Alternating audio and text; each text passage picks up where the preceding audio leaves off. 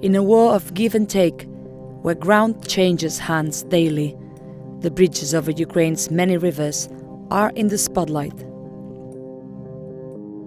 Russia would have known long before February that it was going to invade a country of over 23,000 rivers. The winding bodies of water that snake through the Ukrainian countryside quickly became a problem for them.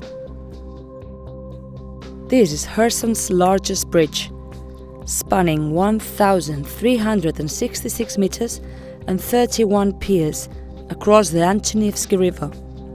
Kherson was captured by the Russians just 3 days after they invaded Ukraine, all thanks to this bridge. Almost a year later, after a massive counter-offensive by the Ukrainian army, the bridge lies in ruins, hit by a Ukrainian explosive shortly before the city was liberated. This makes the Russian task of reclaiming Kherson almost impossible. Russia also employed this tactic to isolate the eastern Ukrainian city of Severodonetsk, which was cut off from the rest of the country after all 3 of the city's bridges were destroyed. The city is still under the Kremlin's thumb. The tactic, no matter how destructive, works.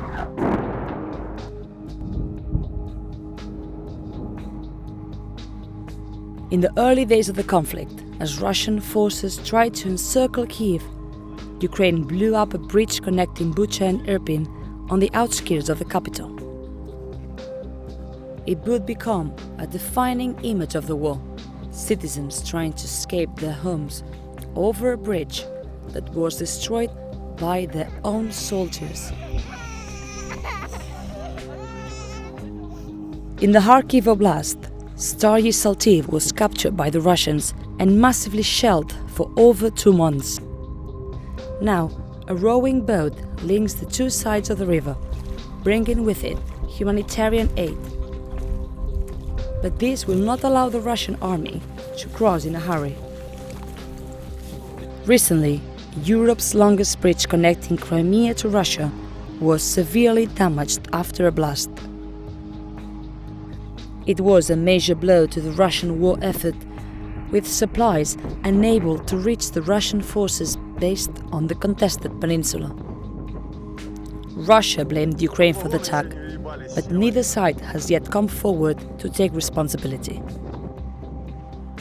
Behind every downed bridge is a battle of attrition between engineers who build the bridges, artillery and missiles which destroy them, and anti-aircraft battery to protect them.